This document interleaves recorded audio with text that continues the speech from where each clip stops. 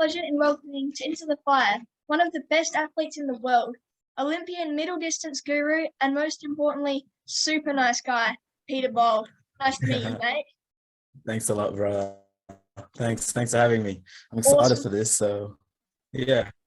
Awesome to have you on, buddy. Now How you are you?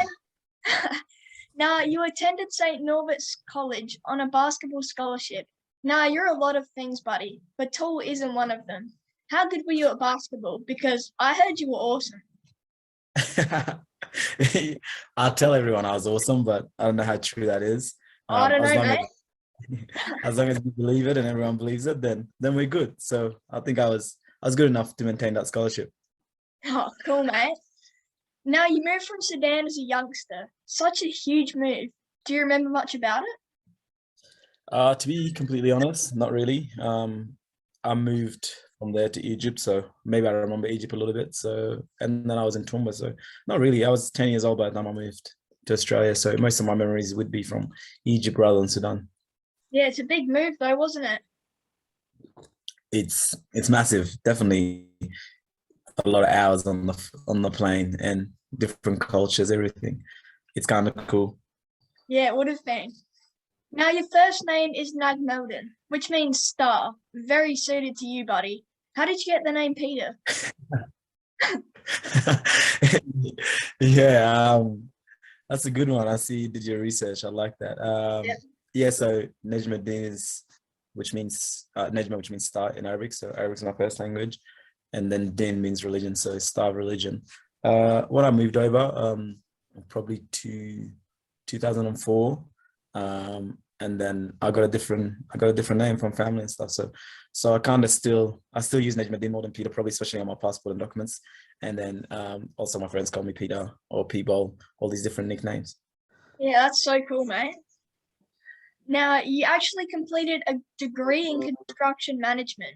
Congrats on that, by the way. Is that something you want to do in the future, or is being a global superstar enough?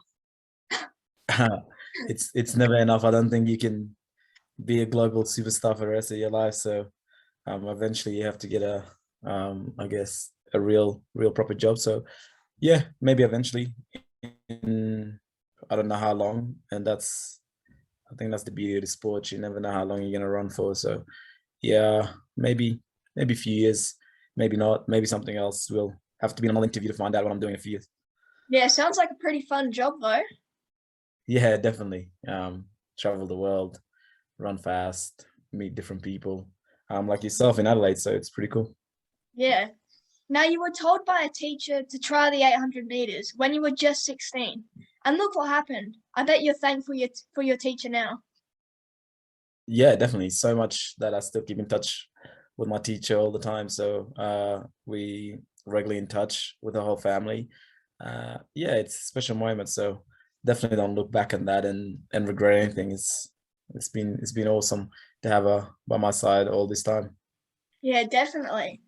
Now, you moved from Perth to Melbourne to further your career. That's a big move. Did your family follow or did you move on your own? I wish they did, but I was kind of out there on my own. Oh, yeah. Yeah, yeah, on my own. It was a big move, uh, big sacrifice at the time, but looking at it now is more of an opportunity than a sacrifice. So, and I still get to see my family. It's 4 hours away on a flight, so um, yeah, definitely a worthwhile sacrifice. Yeah, it must have been a bit scary moving away by yourself. Definitely super scary. Just the idea of being out there by yourself and without any family. But the bonus thing is you make new family and you got a good training group around you who become family, coaches, manager, all that stuff. So you kind of build that network around you in a different environment if you want to. Yeah, that's so true. So 2016 was the time you must have thought, I could do this. When you qualified and was subsequently selected in the Australian team for the 2016 Rio Olympics. That first time at the Olympics, although you didn't make the final, it must have been incredible. It was. It's like I guess it's like making a school team and then above that making a state team and then making a national team and then now you're making an Australian team. So despite the results, although I was disappointed with the results, you still you're still proud to represent your country. You're still proud to be an Olympian, and before going to the Olympics, you're super excited. So, like, that was awesome feeling. Yeah, you must have to pinch yourself every now and then because wow, being an Olympian, pretty cool. Yeah, 2 times that. So, yeah, I keep pinching myself every day. Yeah. Now, athletes are always close and always happy for other successes. But I also know you guys are super competitive. So when you defeated your training partner and legendary runner Joseph Deng, did you slip a little comment into his DMs? No, Joe's my guy, my boy. So, he held the Australian record before I did. So, it just works out in hand that we break each other's records because we get better. But definitely, a bit of banter is always fun to keep it going. A bit of competition never hurts, and yeah, maybe there was a few comments between, but always positive comments and positive vibes. Yeah, he seems like a great guy and an amazing runner as well. Absolutely. Now, you didn't compete in the Commonwealth Games in 2018 because of a stress fracture. I bet that was a hard time. Yeah, that was probably one of the most disappointing moments. I did want to do well at the Commonwealth Games, but I didn't even rock up at the start line. So I was injured with a stress fracture and missed that. And it was at home as well in Queensland. So yeah, very disappointing, but I had to manage it, manage my body, try to get better. And I did, and I ended up running a PB that same year later on in Europe. So I was disappointed, but not disappointed enough to completely stop. I was more hungry than disappointed. Yeah, definitely. All right, so let's talk about the Tokyo Olympics when Peter Bol went from future star to household name. Did you feel any pressure going into the Olympics for the second time? Uh, Not really. Just you always kind of feel a little bit of pressure, or I guess nerves, if you want to call it. But also with experience, you kind of learn to control it and find sustainable ways to deal with it. So I've been to 2 world championships. I raced a bunch of times in Europe, and also it's my second Olympics. So I kind of believed I belonged there this time around. So I was more excited than pressure, I think. Yeah, it sounds pretty exciting. Looking forward to the third one. Yeah, absolutely. Paris coming up, huh? Yeah, seriously, your rise to stardom over the Olympics was something else. You quickly became a fan favorite. It must have seemed so surreal, and yet you remained so nice. Seeing that 2.46 million Aussies watched that race, how cool was it becoming so popular? Um, it's awesome because like all that work you've done to kind of get recognized national wise, and then your team around you. I think what was important is like everyone understood that like Peter Bol wasn't just Peter Bol. Like he had a coach, he had a manager, he had a training partner, and those guys contributed so much to the success of Tokyo Olympic Games. So it was good. It was good for the sport. It was good for the profile, and overall, it's just good vibes. We love it.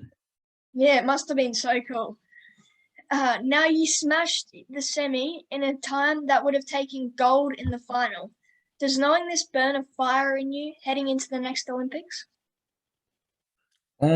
Yeah, the final and the semi ran a bit differently, so you could never know. But yeah, like coming fourth, so close to a medal and whatnot, makes you like it's like damn, another 3 years to try again. So yeah, there's hunger. I'm out here in Paris at the moment training, trying to remain strong, not just be those one hit wonders. So not just run fast 1 year and then kind of chill for the next year. So trying to have a better year this year. And then like Paris is in the clouds. When it gets there, we'll be ready. Yeah, and still, if you didn't win gold in that race, still did an amazing run, mate. Be proud of that. Thank you. No, I am. I appreciate it. All good, mate. Now that you are the fastest Australian 800-meter runner in history, what is next for you? Uh, Good question. To try to be like worldwide, we've there was when I first started, it was like to try to be the fastest in the school. So I tried to be the fastest in Australia. We ticked that off, and now it's like the world. So that's the next step. Yeah, it's a pretty big goal. I reckon you got it, mate. You think so? Yeah, I reckon. Okay, quick Olympic questions, mate. You room with Matt Clark. Did he snore? Matt Clark. Matt Clark is my boy. That's a good question. I don't know. I don't know if he did or I did. So I was always asleep before him, so I never know. But knowing Matt Clark, probably. He's a legend though, isn't he? Yeah, definitely, definitely one of my great friends. Yeah. Which one of you was the messiest? I I have to put him on the bus. I have to say him. Although I Oh think we're both kind of equal. Yeah. yeah. What cheap food did you eat at the Olympic Village? This Olympics there wasn't a McDonald's. Last Olympics there was a McDonald's. So I actually ate pretty well because I enjoyed there was a Japanese restaurant and I enjoyed their food and I think it was quite healthy most of the time. Other than that, probably ate a bunch of ice cream. Oh Oh, yeah. that's about it. Yeah, you have any sushi at the Japanese? Yeah, a lot Yeah. of sushi. Yeah, I love sushi. Did you meet anyone you were starstruck by? um, no, actually, but I was happy to chill with the Australian basketball team because basketball is I respect basketball quite a lot. So Patty Mills and what the boys did at the Olympics was unreal. So I was just happy to be in their presence. Yeah, definitely. What's the best thing about being a runner? Um, you get to see the world in different lenses with different people and different cultures. So that's amazing. You get to travel so much for like running 2 minutes or under 2 minutes. Yeah, that is a good reason. Do you need anyone to carry your bags at the Olympic Games? I was actually looking to hire someone. So if you're up for the Oh, job, oh, we can start that process right now. yeah, don't worry. I know a kid, blonde hair, wears a suit a lot. Yeah. Well, we all know you're an incredible guy, both on and off the track. You're a superb athlete, and you also have that showtime about you. The top athletes need. But there is one thing missing, mate. It's a celebration when you win a big race. So I want you to look down that camera after the big win and give it the best celebration in the business. The Into the Fire. I love that. I love Like that. that one, mate? I might start implementing- Yeah, I might start using that. Yeah, you might have to watch the video a couple of times in the mirror. Yeah, definitely, definitely. Awesome, mate. Well, it's been amazing talking to you, Peter. You're a superb guy, and it's been a pleasure getting to know you. Thanks so much, mate. You're the best. No, thanks for having me and you're doing so well. Killed it, man. Keep it up and I'll see you around the track. Thanks so much, mate. Awesome to chat. All right. Take care.